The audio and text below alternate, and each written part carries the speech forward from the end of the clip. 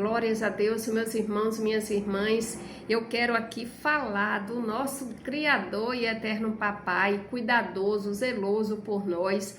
Em tudo, Deus, Ele tem nos mostrado a certeza de todas as coisas. Deus tem trazido para a gente a forma correta da gente viver nessa terra. Enquanto Ele não nos chamarmos, a gente precisa aprender com Deus como é que a gente pode viver de uma maneira saudável, de uma maneira tranquila e segura.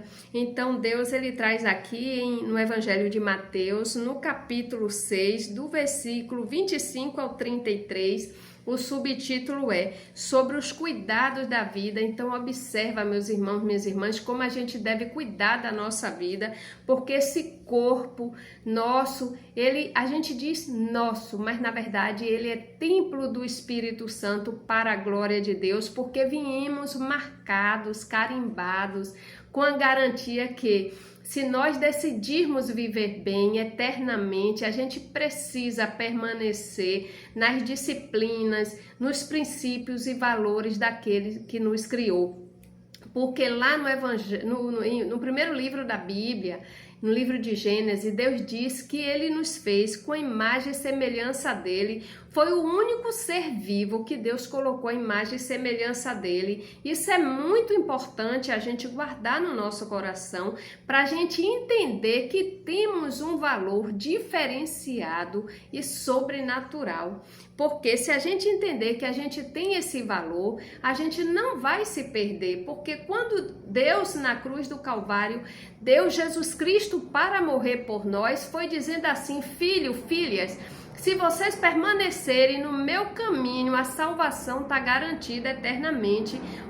Deus, Jesus Cristo, ele morreu na cruz para salvar todos nós. Então não vale a pena, meus irmãos, a gente de uma forma desesperada buscar coisas deste mundo e sair da presença de Deus. Não faz sentido. Deus dá tudo pra gente, garantir na palavra dele que ele dará tudo, a providência de todas as áreas de nossas vidas, e a gente se afastar dele para buscar achando que com as nossas mãos, os nossos méritos, coisa que a gente não tem, porque o mérito é de Deus.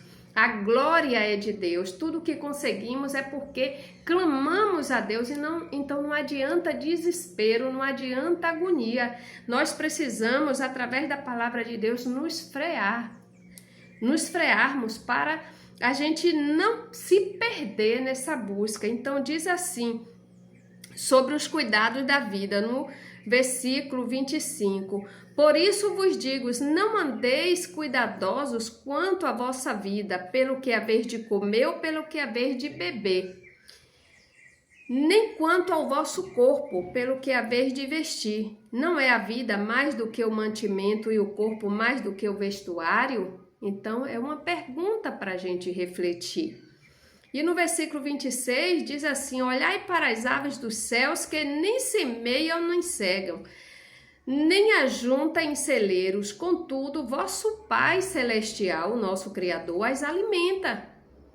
Não tendes vós muito mais valor do que elas? Então, quando Deus nos pergunta através da palavra dele, é para a gente entender que o único ser que tem imagem e semelhança de Deus somos nós. Então, quando Deus diz no livro de Gênesis que nós devemos dominar os animais, Deus está nos colocando numa posição de mais, vamos dizer assim, mais próximo dele. Então, assim como Deus sustenta os animais, ele prioriza a vida da gente.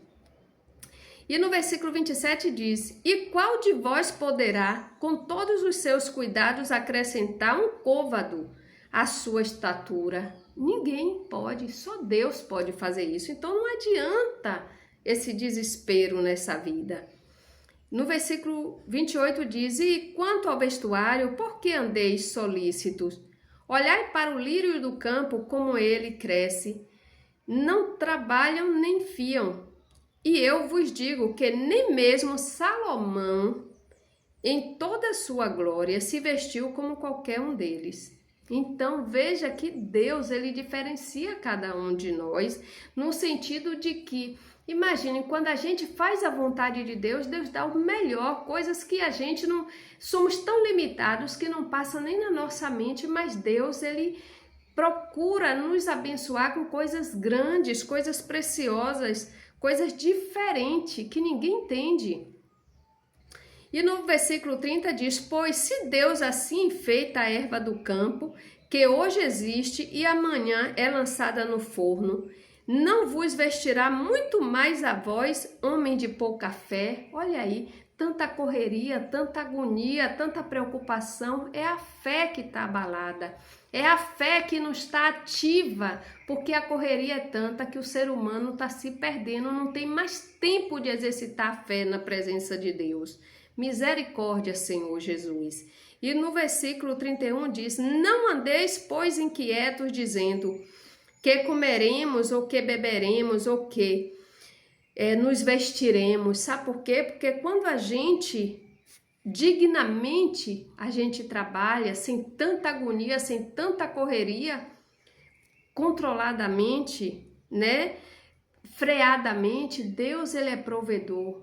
Sabe por quê? Porque ele finaliza no versículo 33 dizendo, o 32, porque todas estas coisas os gentios procuraram, pois vosso Pai Celestial bem sabe que necessitais de todas estas coisas. E aí, ó, com chave de ouro, Deus fecha aqui nos dizendo: mas buscai primeiro o reino de Deus e a sua justiça, e todas estas coisas vos serão acrescentadas. Então, tá aqui o segredo para a gente não precisar correr, não precisar se desesperar. Isso não quer dizer que a gente tem que ficar deleitado, dormindo com preguiça, não, tá? A gente tem que trabalhar, mas moderadamente, sem desespero. Se a gente tem que se esforçar e se apressar para fazer, tem que ser a obra de Deus, porque quando a gente busca primeiro o reino de Deus e a justiça dele, cumprindo, né? Todas as outras coisas serão acrescentadas. Tudo que a gente precisa, Deus acrescenta, Deus dá. Jamais Ele vai deixar a gente em falta ou perecer. Amém? Glórias a Deus.